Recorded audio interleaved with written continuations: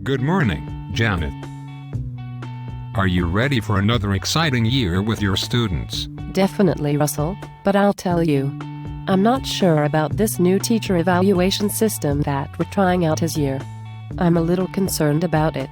Oh, don't worry. Together we'll get through it. Thanks, that's good to hear, but what's really going to happen? How does it work? I don't really know.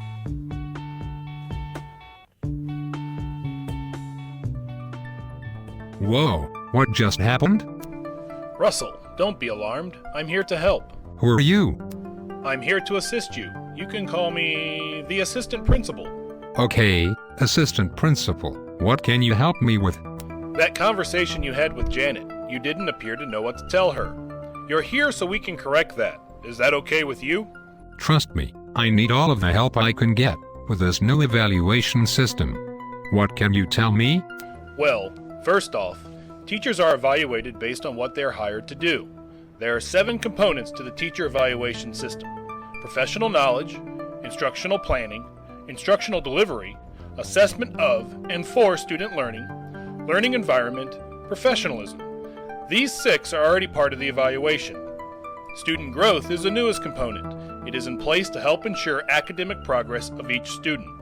Okay, 7 components, with the new one being student growth. That's right.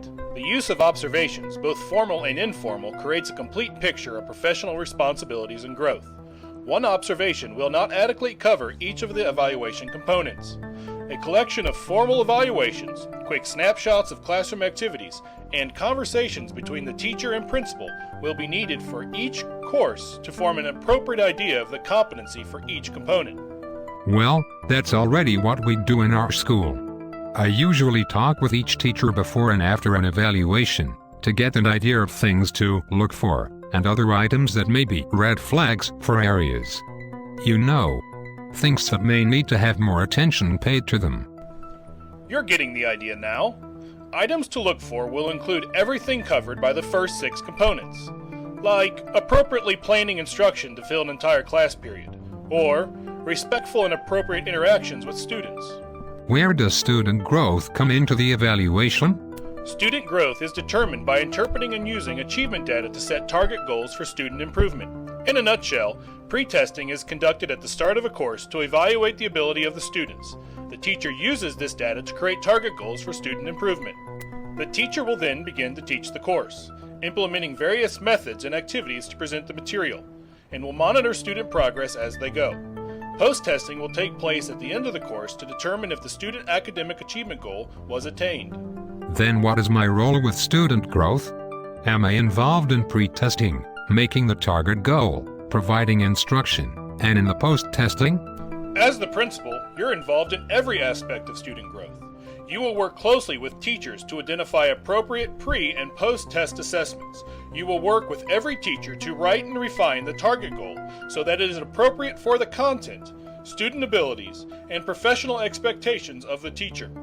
You will constantly evaluate instruction through formal and informal classroom observations, and you will work with the teacher to determine if the target goal has been achieved. Okay, so tell me if I have this right.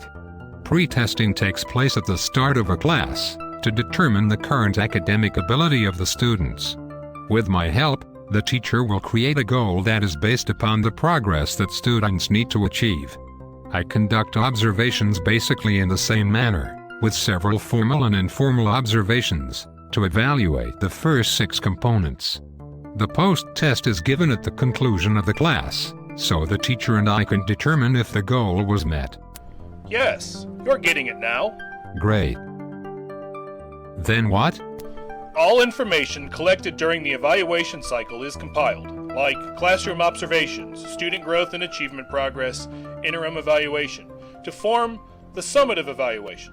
The only items that are discussed are the 7 evaluation components and how the teacher performed. Suggestions for improvement may be given, and a score of 1 to 4 will be assigned to each of the 7 components. Well, that's not so bad. But, let me ask the difficult question. What happens when the teacher does not demonstrate the level of professional growth that is expected and necessary?